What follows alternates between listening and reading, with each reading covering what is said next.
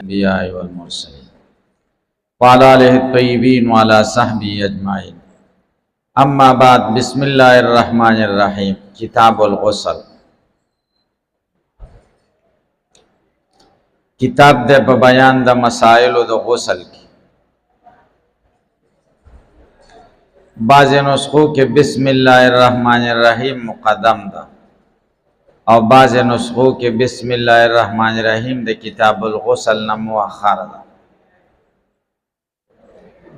बाज़ नुस्खों की किताबुल गुसल ले, बाज़ नुस्खों के बाबुल गुसल ले। अल्लामा आइनी वही बाबुल गुसल खदे दे किताबुल गुसल ज़का किताब मुश्तमिल पर अजनास मुख्तलिफ हो और बाब मुश्तमिल पर अनवाए मुख्तलिफ हो।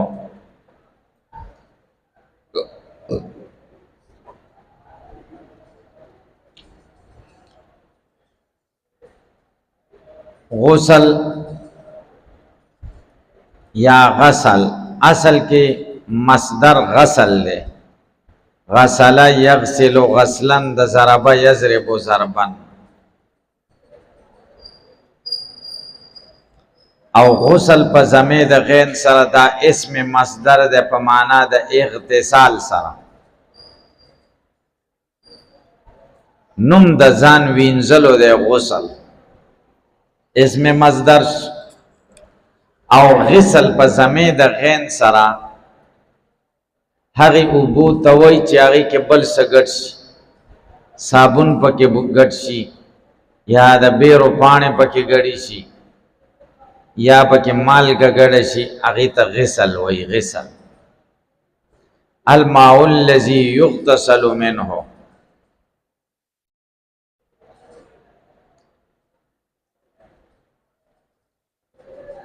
किताबुल गुस्ल दे किताबुल वुज़ू न रुस्त ज़िक्र का ज़का वुज़ू की गसल द बाज़ आज़ाओ और पर गुस्ल की गसल द कुल बदन दे नो गोया कि दा पर मंजिला द कुल शो हागा पर मंजिला द जुज़ो जुज़ पर कुल मुक़द्दमी तबआन मुक़द्दमे का वज़ान च मुवाफ़क़त द वज़िराशी द तबीस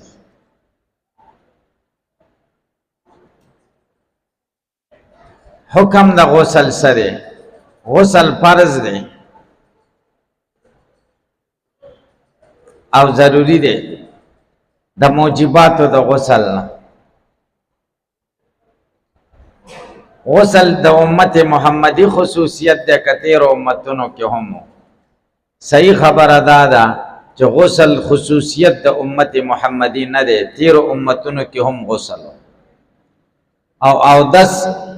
दादा उम्मत मोहम्मदी खुसूसियत दे कैफियत दाउदस और गौरा तहजील फर्जियत द गुस्ल कल रा नाज़िल शवे खुदा रा लेकर द मेराज पशपद गुस्ल फर्जियत वर्करल शवे मक्का मुकर्रमा किम नबी अलैहिस्सलाम बगुस्ल खो खल्कुल बे बयानाओ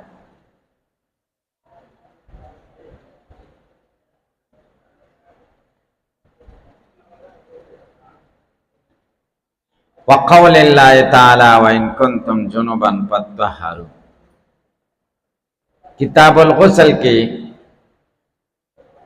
बरकत और दलील द पारा दुआ आयतुन ज़िक्र कई यो आयत द सूरत माइदे दे यो द सूरत निसा दे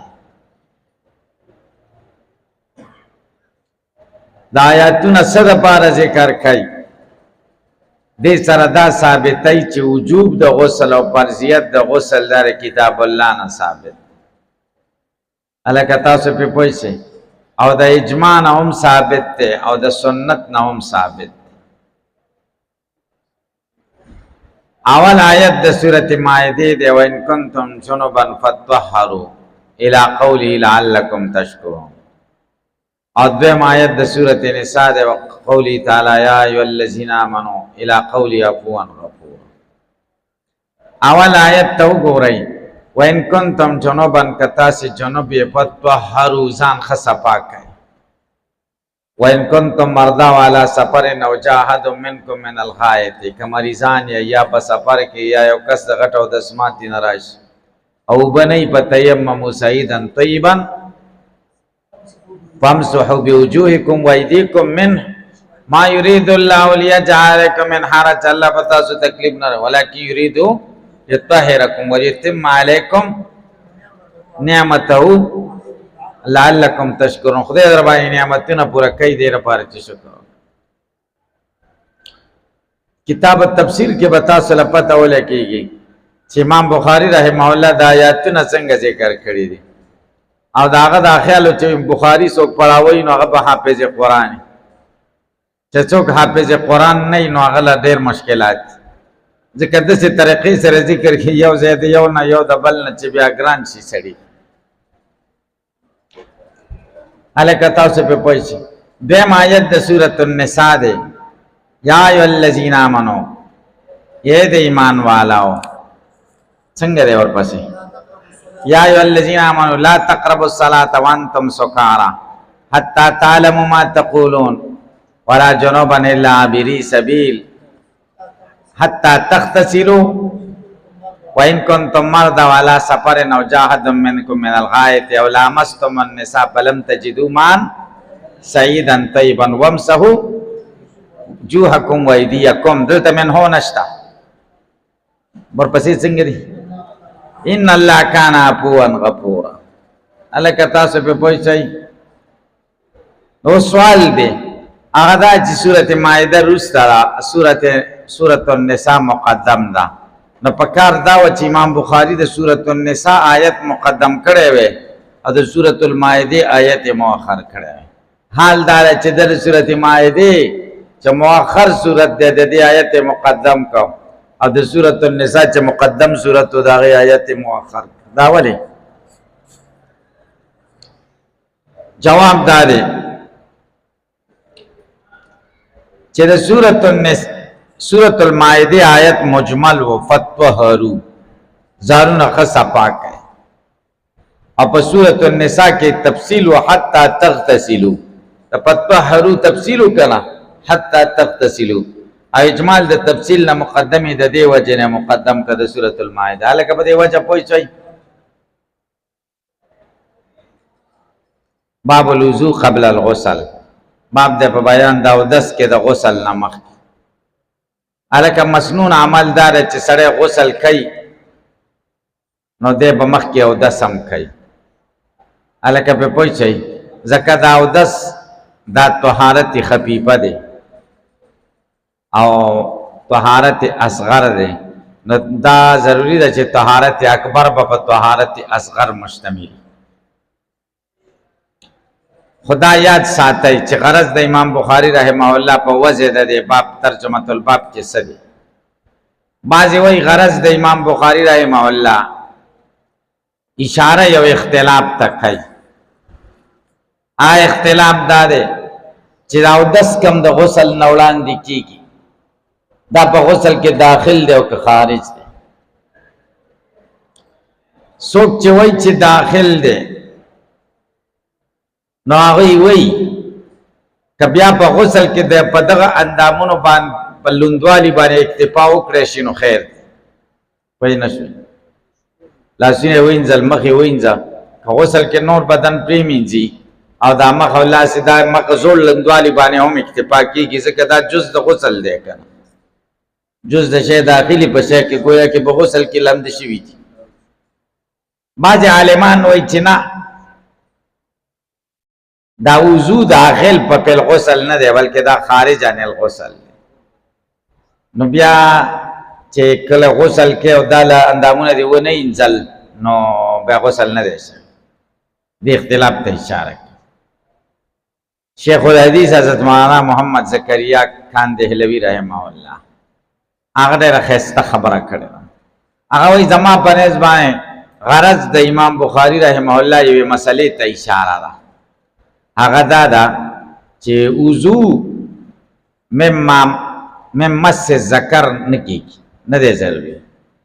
په مس د ذکر او دس نه کیږي دې ته اشاره ولې ځکه دلته وایي چې وضو قبل الغسل، او چې وضو قبل الغسل کوي نو د اندام مخصوصه سره به د لاس لګېږي که به نه لګي؟ ضرور به لګېږي. بیا وروسته نه وایي چې بل غسل بل اودس به هم کې، د حدیثو کې وایي که نه. نو معلومه شوه چې به همدې غسل اکتفا کوي، نو مسه د ذکر ناقضه د وضو نه ده. باریکه دی غرض یې پکې د باریکۍ سره دغه مسله بیانول. تاسو لکه سر خلاص شي که خلاص نشي. وفي قال حدثنا عبد الله بن يوسف قال اخبرنا مالك عن هشام بن النبي عن عائشه زوج النبي صلى الله عليه وسلم ان النبي صلى الله عليه وسلم كان اذا اغتسل من الجنابه، نبی کریم صلی الله علیه وسلم بچ کله غسل کاو د جنابت نه، بدأ شروع به وکړه، فغسل يدي لاسونه به وینځل، ثم يتوضا بیا اودس کاو کما يتوضا للصلاه، کما يتوضا للصلاه دې ته وایي چې ثم يتوضؤون څوک وضو لغوي مراد نه کې چې خوله او لاس وینځل. ثم يدخل اصابعه في الماء، بیا به اوبه ګوتې داخلې کړي په اوبو کې، فيخلل بحصول الشعر، خلال به کړي په دې باندې بیخونه د ویښتانو، ثم يصب على راسه ثلاثه غرف بيدي، بیا به راتوی کړي په سر باندې درې لپې بيدي په لاسه دسي، دا لپې به راوړه کې کړو دسي او دس ثم يفيض الماء على جسده كله، بیا به اوبه راتوی کړي په سرمنه باندې ټوله باندې، بیا به ټول بدن دسي واچ لکه په پوهچې کې په پوهچ. وفي قال حدثنا ابن يوسف قال حدثنا سفيان عن العامش عن سالم بن ابي الجعد عن قريب عن ابن عباس عن ميمونه زوج النبي صلى الله عليه وسلم قالت توضأ رسول الله صلى الله عليه وسلم وضوءه للصلاه غير رجليه، او دس کو نبی کریم صلی الله علیه وسلم پشان دا او دس د مانځه ته د غسل نمخ کی غیر رجلی، غیر د خپو نخپی و نه انځلی، وغسل فرج او شرمګای و انځل و ما صابو من الازاغه چې دته رسیدل و من الازا سن نجاست، ثم پاز علی الماء، او بیا راتوی کړي په ځان باندې اوبه، ثم نحا بیا لرې کړي رجلی خپې، فغسلهما پرې وینځلې. هذه غسله من الجنابه، دا د نبی اسلام غسل و د جنابت. دلته د عائشه رضی الله عنها حدیث نه خدا معلومیږي چې نبی اسلام چې کوم اودس کاو نو خپې پکې وینځلې، او د میمونه رضی الله تعالی عنها د حدیث نه معلومیږي چې نبی اسلام خپې و نه وینځلې، خپې بیا وروسته غسل نه وینځلې. الکه تعارض راغی حدیثینو کې، تطبیق پکې څه دی؟ تطبیق پکې زمون فقها هم لیکلي دي کړه چې ولا يغسل رجليه ثم نهى عن ذلك المكان فيغسل رجليه. تطبیق د دې حدیثانو په منځ کې دا دی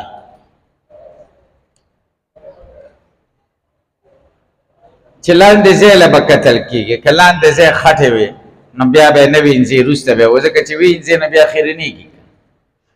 او که لاندې ځای ګټه پرته وه ته په ګټه ناست یا په خانک کې ناست یا اوس فرش و د سیمټو نو بیا وینځل پکار دي، ځکه اوبه ځي نو خپې نه خیرنېږي. لکه پې پوه شئ یو په حالت د خټې او د ګندونو باندې حمل دی او بل صفایي باندې حمل دی، بس تطبیق پکې نه. باب غسل الرجل مع امراتی، باب د په بیان د غسل د سړي کې د ښځې سره. غرض د باب کې څه دی؟ بعضې وایي غرض د امام بخاری رحمه الله بیان د جواز د غسل دی د ښځې سره. بعضې وایي غرض د امام بخاری رحمه الله بیان د دې دی چې د ښځې نه پاتې اوبه سړی استعمالولی شي،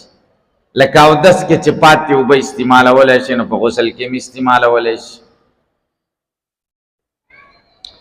بعضې وایي غرض یې دا دی چې سړی د غسل د ښځې سره کوي یو د بل شرمګاله ګوري که نه، یو د بل شرمګاله کتل جایز دي په غسل کې. واه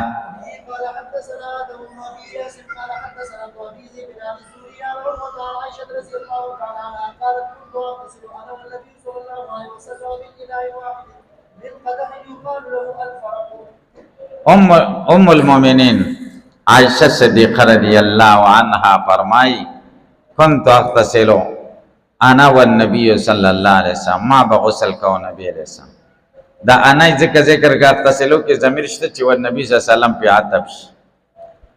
ځکه عتب چې په ضمیر متصل کې نو بیا یا منفصل راوړل پکار دي لکه یا د مسکن انت وزوجک الجنه. ما نبی کریم صلی الله علیه وسلم بغسل کو من اناء وان جو لوخینا من قدح د پیاله غونته به غټه پیاله او په قدح هغه ته وي چې وب په کیسکی یقال له الفرق فرق ورته ویلې دا به تقریبا چې کوم د 14 رتلوا تقریبا 14 رتلوا د دو پیمانو عمره. باب الغسل بالساع و بعد بیان د غسل په یو پیمانه و نحوی یاد دی په اندازه دې کې بیان د مقدار د اوبو ذکر کوي په استعمال د غسل کې چې نبی علیہ السلام به څومره اوبه استعمالولې په اندازې د سا به استعمالولې و نحوی یاد دی په شان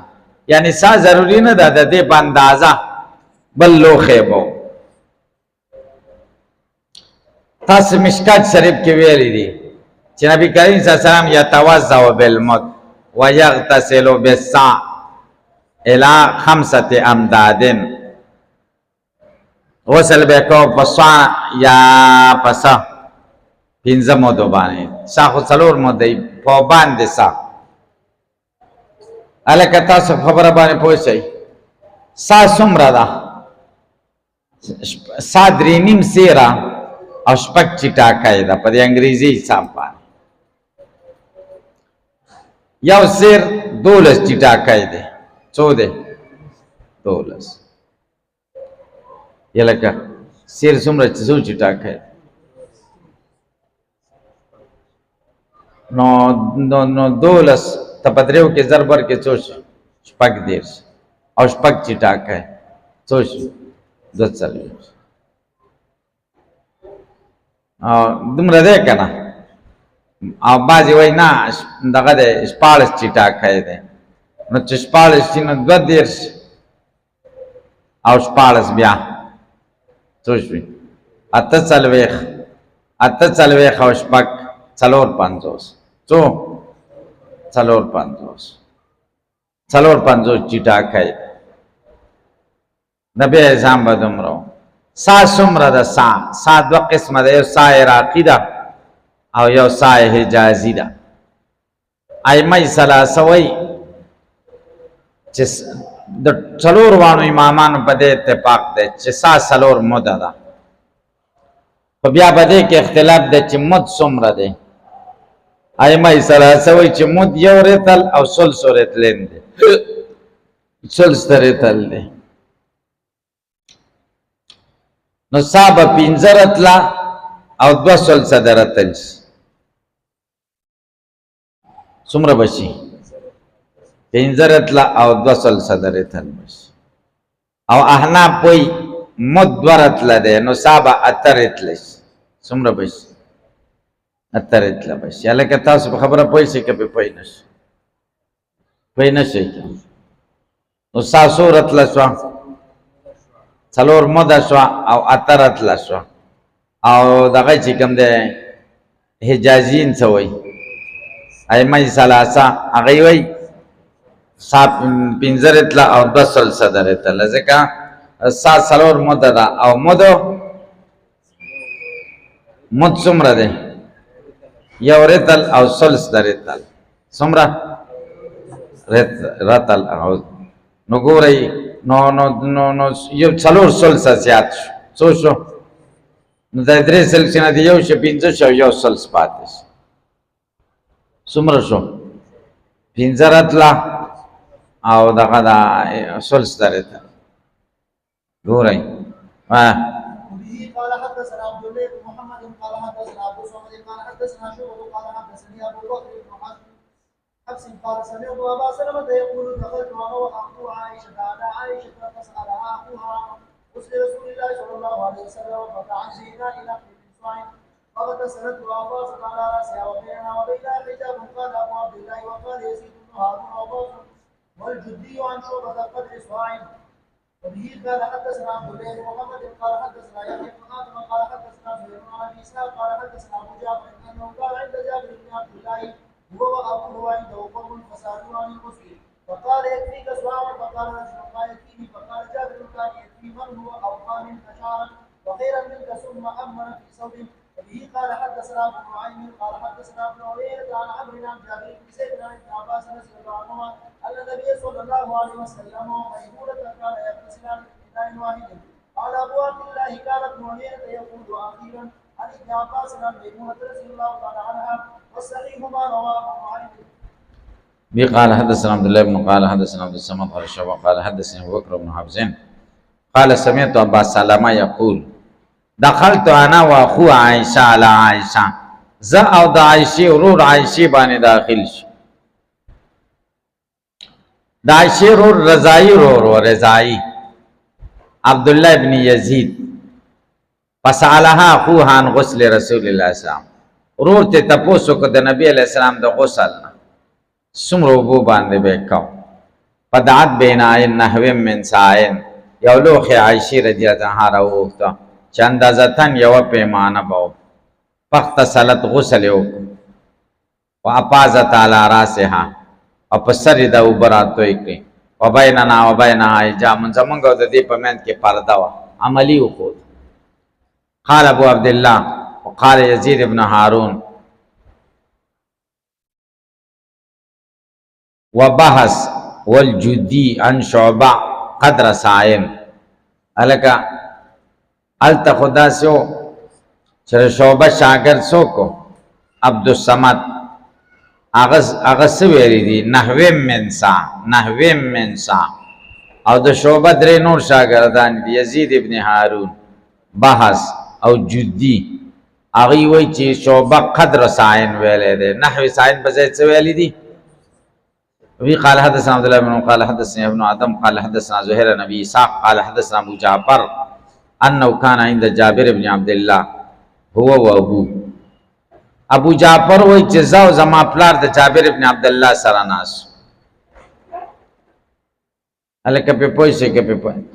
دغه پلار زین العابدین علي ابن الحسين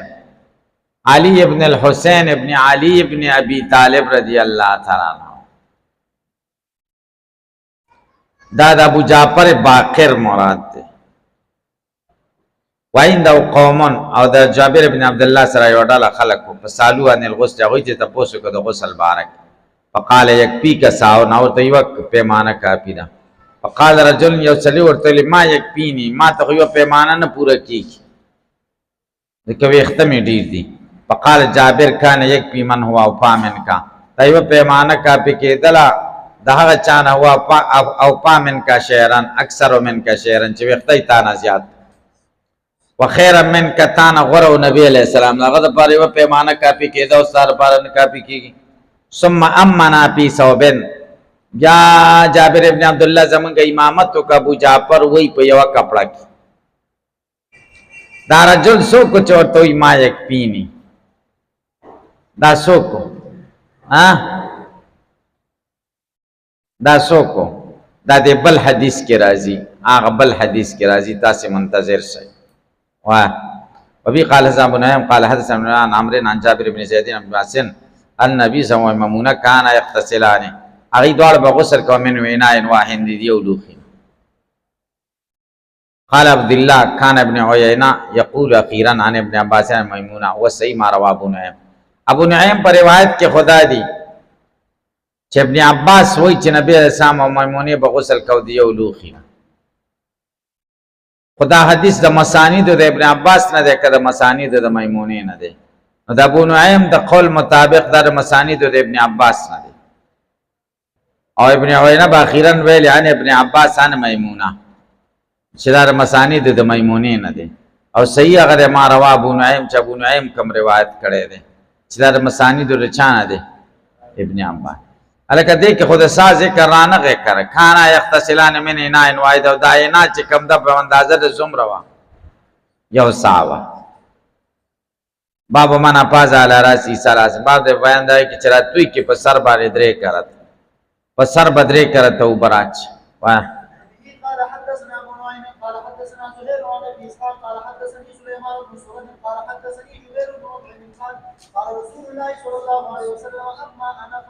على راسي ثلاثا واشار بيديه كلتيهما. وبه قال حدثنا محمد بن بشار قال حدثنا منذر قال حدثنا شعبة عن بن راشد عن محمد بن علي عن جابر بن عبد الله رضي الله عنه الله عليه وسلم يفرغ على راسه ثلاثا. وبه قال حدثنا ابراهيم قال حدثنا معمر عن يحيى بن سعد قال حدثني ابو جعفر قال لي جابر اتاني ابن عمك يعرس بالحسن بن محمد الحنفي قال كيف الغسل من الجنابه؟ فقلت كان النبي صلى الله عليه وسلم ياخذ ثلاثا اكف ويفيزها على راسه ثم يفيض على سائر جسده. فقال الحسن اني رجل كثير شعر. فقلت قال النبي اكثر منك شعرا. جبیر ابن مطعم وی چې رسول الله صلی الله علیه وسلم فرمایي اما انا فوفیز علی راسی ثلاثا، زه چې ما په سر باندې درې کرته وبراچو ماشاره بيدی کلتای مو اشاره په دواړو لاسونو وکړه دسي زه درې کرته په دې سر وبراچو داس. وس اما خو د تقسیم د پاره د دې قسم څه دی؟ چا ویلی زه دومره کرتی وبراچم، چا ویلی دومره راچم، چا ویلی دومره راچم. نبی علیہ السلام ورته اما انا فوفیز علی راسی ثلاثا، زه خو درې کرته راچم. نو قسم هغه د مخکې خلکو کلام شو.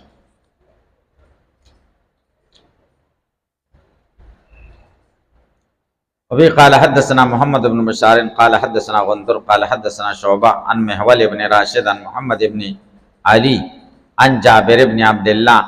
قال كان النبي صلى الله عليه وسلم يفرغ على راسه ثلاثا. نبی علیہ السلام براتو یول په سر باندې درې کرته او بدرې کرته وینځي.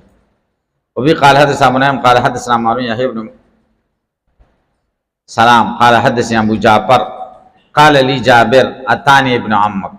ابو جعفر محمد ابن الباقر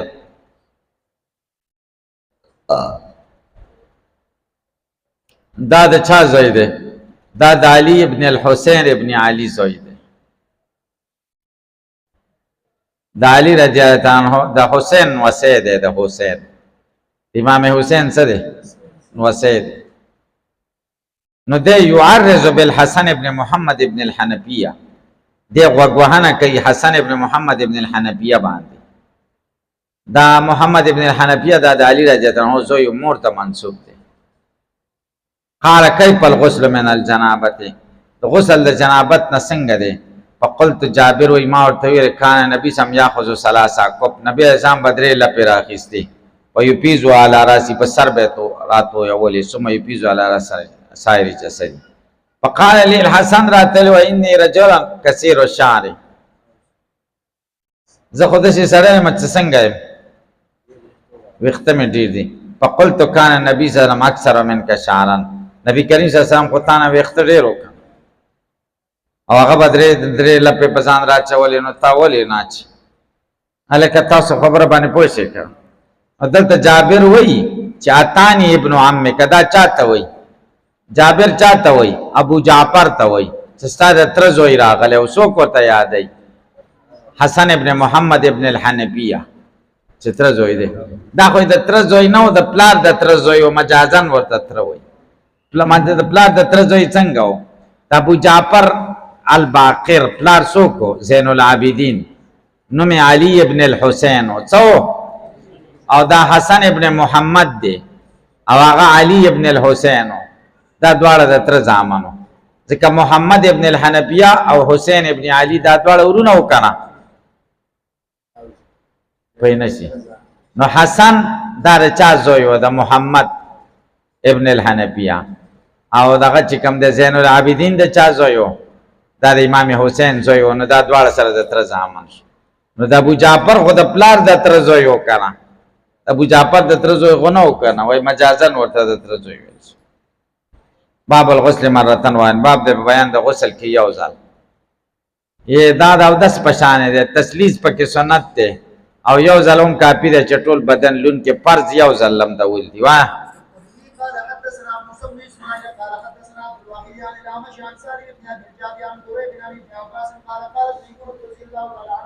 وزاد للنبي صلى الله عليه وسلم ماء للغسل فغسل يده مرتين وثلاثا ثم اضرب على شماله فغسل مساكينه ثم مسح يده بالارض ثم مزمز واستنشق وغسل وجهه ويديه ثم افاض على جسده ثم تحول للمكان فغسل قدميه. وبه قال حدثنا موسى بن اسماعيل قال حدثنا عبد الواحد عن الاعمش عن سالم بن ابي الجعد عن قريب عن ابن واسم قالت ميمونه وي وزعت للنبي صلى الله عليه وسلم للغسل، نبی اسلام د پاره مې د غسل وبکې خو دی فغسل یدی مرتين او ثلاثون دو ځله یا درې ځله پریمینځل ثم فرغ علی شمالی بیا راتوی کړ په غس لاس په غسلا مذاکیره بیا اندام مخصوصه پریمینځل مذاکیر جمع ذکر کړه یعنی اندام مخصوصه او داغه غیر چا پیرا سم مسایده او بلاد به و مو ګلاس پس مکه ځکه چې لاس باندې منی پوینځي او یا به غټه استنجاو کې نو جراثیم په کې راځي نو پس مکه به اوس خو سيزونه دي صابون و غیره بدبوئی د ختمېدو لپاره به التزمه کا باندې راکش کو ځکه د خوره کې خدای پاک یو کمالي خیده چې جراثیم وجني دغه حدیث کې تیر شوی دي کنه چې کله سپه پکې دغه وکینو وکړه او چې پښوش کې خوراکو کې نو درې کرته وینځي یو به کې تتریب څه ته وایي شوړه کول په خاورو سما مزمز وستان څخه وغسل وجه ویدی ثم پاز بیراتوی کړو بالا جسدی ثم تحول من مکانه بیا د دې زین لری شه په غسل قدمونه وایي اوس په دې کې خو صراحت نشته چې غسل مرتم خو معلومیږي ځکه تسنیه او تسلیس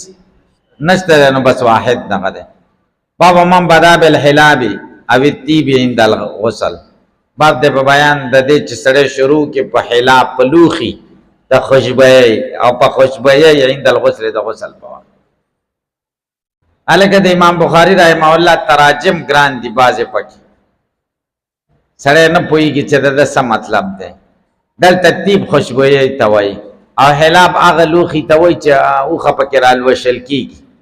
دومره لوخي کنه لیدرین دی غوايا سپکه رال وشل کی باب د بیان داغه کې چې غسل لمخ کې سړی په حلاب شروع کی او پر طیب شروع کی اند الغسل نو د طیب او د حلاب په منځ کې مناسبت نشته الکه تاسو سر شریف خلاص شک خلاص نشي نو چا جواب کړی دی چې دا امام بخاری میں انسان دی انسان خطا کیږي نو دلته خطا شوی دی غلطی ته شوی بعضی وای د کاتبینو نه غلطی شوی د ناسخینو نه تاسو په خبره پوه شئ کې په پوه نه صحیح خبره دار چې غلطی ته نه ده شوی ځکه د حلاب نه لوخه د پيو مراد دی په بیا دار چې شاید چې په دغه وخت کې د پيو د لوخه چې کم دی دې کې به خوشبوئی مچول کېده پوه نشئ نو باب د په بیان دغه چا چې شروع کړه بل حلاب په لوخي د خوشبوئی اوید پی بی په خوشبوئی شروع کړه اند الغسل د غسل په وخت غسل په وخت کې اول خوشبوئی استعمال الکه تاسو په پوه شئ د حلاب نه به مراد هغه لوخه شي او چې کومه کې خوشبوئی پرته وي بعضی وای دا حلاب نه دی دې کې غلطی شوی دا اصل کې جلاب دی جلاب او جل چې کم دی جل دا معرب دی د ګل او دا پارسی لفظ دی اصل کې جل آب مانا گل آب گل گل تا وی او آب اوبو تا وی یعنی خوشبوئی تی مراد دا تا گلاب اوبو تی مراد الکه پہ پای نہ چاہی باب الجل آب باب الگل آب و تیب باب دے پہ بیان دا چاکی دا گلاب دا اوبو او دا خوشبوئی کے و تیب بدا تعمیم بعد تخصیص واہ قال حدثنا محمد بن المثنى قال حدثنا معاص بن عن حمزه عن قاسم بن عائشه رضي الله تعالى عنها قالت كان النبي صلى الله عليه وسلم اذا اغتسل من الجنابه دعا بشيء نحو الحجاب فاخذ بكفه فبدا بشق راسه الايمن ثم الايسر فقال نبی کریم صلی الله علیه وسلم بچکر اراده د غسل د جنابت نو وکړه دعا بشيء سشی برو نحو الحلاب دا هغه د لوشل او د لوخي عمره خوشبوئی فاخذ بکبه شروع به وکړه په لاس باندې فبدأ بشق راسه فاخذ راو بینه او بکبه پلاس فبدأ شروع به وکړه بشق راسه له په طرف د سر خي د خي طرف باندې به واچو ثم لا سر بیا په ګس طرف فقال بهما على وسطه فقال په معنا د اشاره سره دی اشاره به وکړه بیا په دې دواړو لاسونو باندې علا وسط راځي د سر په دې من بیا په دواړو لاسونو راوخیستو وسط باندې بیا داسې داس الکه په پوښي باب د په بیان د مزمزه او استنشاق په جنابت کې. مزمزه خوله وینځل او درې فرایض دي کنه، مزمزه او استنشاق دی. خله ته اوبه اچول او پوزې ته اوبه اچول. دې کې اختلاف ته اشاره کوي. سو کوئی په اودس او غسل دواړو کې مزمزه او استنشاق سنت دي، او سو کوئی دواړو کې فرض دي. او حناف وایي چې په اودس کې سنت دي او په غسل کې فرض دي. هغه وجه تاسو فقهي کتابونو کې ویلې ده. نو دی وایي باب المزمزه ته ویل استنشاق په جنابت. جنابت کې د مزمزه او د استنشاق حکم دار چې دا ضروری دي. ها قال حدثنا عمر بن حفص بن غياث قال حدثنا ابي قال حدثنا الاعمش قال حدثني سالم عن قريب عن ابن عباس قال حدثتنا ميمونه رضي الله عنها قالت صببت للنبي صلى الله عليه وسلم غسلا فافرغ بيميني على يساري فغسلهما ثم غسل فرجه ثم قال بيدي على الارض فمسحها بالتراب ثم غسلها ثم مضمض واستنشق ثم غسل وجهه وافاض على راسه ثم تنحى فغسل قدميه ثم اتي بيمينه فلم ينقص بها. ابن عباس ته فرمایي چې موږ ته حدیث میمونی بیان کړی دی. او چې ما برابر اقوام چولې نبی علیہ السلام ته د غسل وبو په اخر فافرغ بيمين على فخلا سے په غسلا سو برا واچولې فغسلوا ما خيو غسلا سے دواړه وینځل ثم غسل فرج به شرمګا وینځلا ثم قال بيدي على به اشاره وکړه پس په لاس باندې زمکه ته په مسحها بالتراب الکه دا لاس اوموګه په خاور باندې ځکه چې بدبوئی او نجاسه په منځله و. ثم غسلها به وینځل لاسونه بیا چې په خاور کې راغکړه داس نو بیا یې وکړه وینځل صفای. ثم مزمزه به مزمزه وکړه واستنشق ثم غسل وجهه مخ وینځه واپاز على راسه به په سر وبراتو ثم تنها بیا لری شد دینه زینا فغسل قدمي به خپي وینځلې. د میمونی چې څومره روایت دي هغه کې داري چې خپې رسته وینځلې دي او د عائشه روایت کې داري چې خپې مخ کې وینځلې دي او ما د تطبیق وکړ. سموتیه به مندیل بیا رومال راو غختلش. مندیل د ندل نه ده او ندل ستوي خيري ته او مندیل معنا اله د لری کولو د خيري د لری کولو اله الکه په پوښتنه کې لاسونو پورې خیرن خته یا غبانه چل راکې موږ ته 10 پاک وای دلته ورته دی وتم خلق ورته سوي تولیه ورته وای تولیه موږ ورته 10 پاک وای 10 پاک د لاسونو د پاکولو شي الکه په پوښتنه نو مندیل ما به یزیل الندل هغه چې خیره به لري کی نبی ځان د مندیل چاراوړو د غسل نه رستا فلم ينفذ بها نبی کریم صلی الله علیه وسلم ځان اونچ ک په دې مندیل باندې ځکه نبی کریم صلی الله علیه وسلم باندې تکلفات نه کول تکلفات نه دغه جن خالی او یا دا شاید چې یخنی وزانه نه وچاو چې بس لوندیم نو مندیل استعمال ترمذی شریف کې تیر شوی کړه چې باب المندیل بعد الوضو او داس نرسته مندیل استعمال خو جایز دی. بعضی وای خنه ده ځکه دا وبد او داس چې کم دي دا وزن کیږي تلل کیږي.